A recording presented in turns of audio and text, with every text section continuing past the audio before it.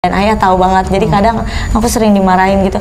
Ya lu beliin lah buat diri lu sendiri dulu gitu. Misalnya aku kalau ke mall, otomatis aku perginya ke toko anak-anak dulu, baru aku gitu istilahnya gitu. Jadi ya kalau buat anak-anak aku kayak ya udah tetap beliin, tapi tetap mikirin kayak dia butuhnya ini, karena kan anak kadang kan tambah gedenya gede tambah sempit kan. gitu. Aku pasti sisihkan waktu untuk bisa pulang lebih awal untuk main sama anak-anak sih kalau untuk weekend gitu.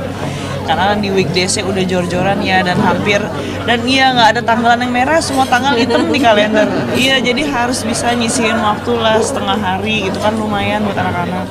Berarti habis ini langsung quality sama anak-anak, ini kan weekend.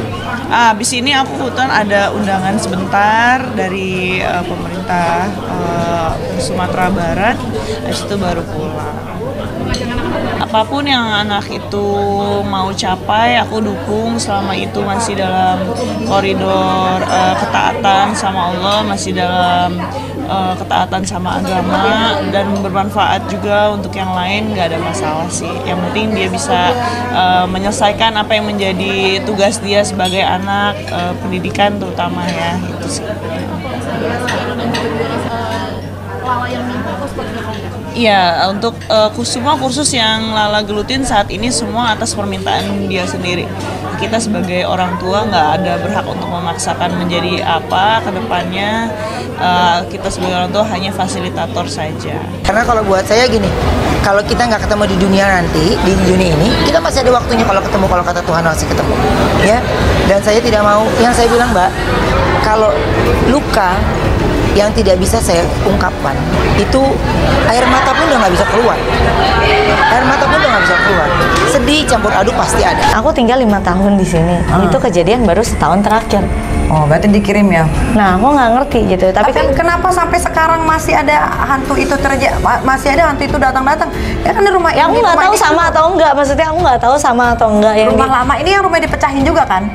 Dipecahin kan, ini kan, iya, ini yang rumah dipecahin. Nah, akhirnya gara-gara dipecahin itu sebenarnya aku mulai pindah. Dipecahin sama hantu? Sama manusia. Justru pindah karena manusia. Hantu nggak bisa bunuh kita, Kak. Iya, benar. Kalau misalnya manusia bisa bawa pisau, mau kita ada asisten, ada penjagaan di bawah juga kan tetap aja. Saya tidak bisa menceritakan, menjabarkan semuanya. Udah pasti dia ada pemicunya juga kan ya. Dia ada pemicunya juga. Dia ada yang kepancing sama pertanyaan netizen, akhirnya dia kepancing. Ya itu yang saya bilang, kalau gue marah sama lo anggap biasa, lo anggap gini ya nggak apa-apa. Itu maksudnya. Jadi aku tuh jarang tahu, tapi yang kayak berita yang dulu mungkin tahu, tapi karena udah viral sampai orang udah nanya ke aku, aku aja nggak tahu kenapa nih. Aku pada nanya suami aku, emangnya kenapa? Kan kalau suami aku walaupun dia sama kakak ini semua tahu ya Kak, tapi aku tuh nggak tahu apa-apa gitu. Jadi menurut dia udah lu biarkan hidup di dunia lu sendiri aja gitu. Dia setiap kali bilang sama aku, walaupun mungkin semua berita ayah pasti tahu kan gitu, tapi dia nggak kasih tahu aku. Jadi sampai orang nanya sama aku baru nanya sama dia, emang ada berita apa sih gitu. Terus aku udah live baru sebulanan ini deh ya gitu. Aku baru baca komen, emang kenapa sih, aku kirain itu berita yang dulu, ya udahlah cuekin aja gitu. Aku baca komen gitu, emangnya kenapa sih, baru aku searching. Jadi selama ini aku nggak bisa searching. Aku baru searching, terus aku baru tanya suami aku, ini ternyata ada ini apa gitu, maksudnya ini udah dari lama udah diurusin juga sama ayah gitu. Jadi ternyata udah ditindakin, udah dilaporin juga, semuanya udah di. Tapi kalau misalkan ada komen, misalkan kamu lagi live, kayak Korben kan pernah beberapa kali lagi live ya.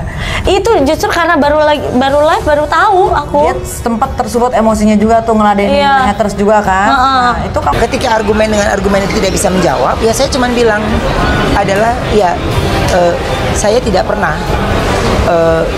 berhutang budi gitu ya. Saya tidak pernah berhutang budi. Tapi kalau ditanya, ada luka hati dari saya untuk hal ini. Kalau sebagai adik, semua keluarga tahu aku sama apalagi Penda tahu persis. Aku selalu mengalah dan memohon maaf. Aku selalu mohon maaf jika ada kesalahan. Apa salahnya? Itu kan berbuat salah ataupun dianggap salah ya. Walaupun dianggap salah, itu sering terjadi. Tapi kalau ditanya sedihnya kok sedih terus nggak teleponan lagi, ditanya lagi kita teleponan, tapi kok Kak Jordi tetap main sama keluarga yang lain gitu.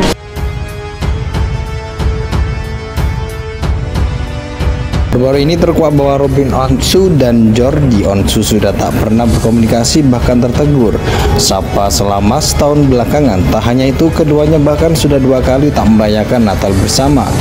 Saat disinggung soal hubungannya dengan Jordi Onsu, Robin Onsu membeberkan bahwa hal tersebut sangat berhubungan dengan perasaan sakit hati yang ia alami.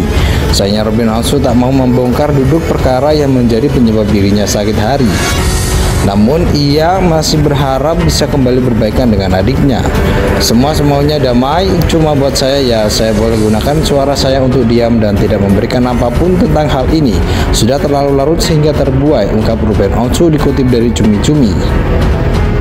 Robin Onsu kemudian menyinggung tentang kekuatannya ikatan persaudaraan saat menghadapi masalah. Ia menyebut bahwa saudara adalah sosok pertama kali yang datang membantu. Ayah 3 anak ini berharap Jordi Onsu bisa memahami hal itu. Saya cuma bilang, lu mau kemanapun yang nolong lu bukan teman, sahabat, anak, buah lo, tapi saudara lo sendiri. Kalau dianggap ada nilainya silahkan, tapi Tuhan tahu apa yang saya kerjakan buat dia. Jadi buat saya untuk hal ini sudah saya lewatin, ada yang lebih gua pikirin, tutur artis berusia 40 tahun ini. Di sisi lain, Robin Onsu tak membeberkan secara gamblang apakah ia akan memaafkan sang adik atau tidak. Ia hanya mengungkapkan bahwa kini Jordi belum menunjukkan itikat baik untuk meredakan masalah agar suasana yang ada bisa lebih baik. Kalau Tuhan memaafkan, masa saya enggak? Cuma keluar kata-kata maaf sudah keseringan diucapkan. Jadi saya bicara, muka saya boleh tersenyum, hati saya menangis pasti, sedih dan lainnya pasti. Tapi ada hal yang harus saya kerjakan, ucap Robin Onsu. Sampai berita ini keluar gak ada dari pihak dia, ya minimalkan ada yang menetralkan. Jadi ngapain gue pikirin, santai aja, ujar Robin Onsu. Baru-baru ini terkuak bahwa Robin Onsu dan Jordi Onsu sudah tak pernah berkomunikasi, bahkan tertegur sapa selama setahun belakangan. Tak hanya itu, keduanya bahkan sudah 2 kali tak merayakan Natal bersama. Saat disinggung soal hubungannya dengan Jordi Onsu, Robin Onsu membeberkan bahwa hal tersebut sangat berhubungan dengan perasaan sakit hati yang ia alami.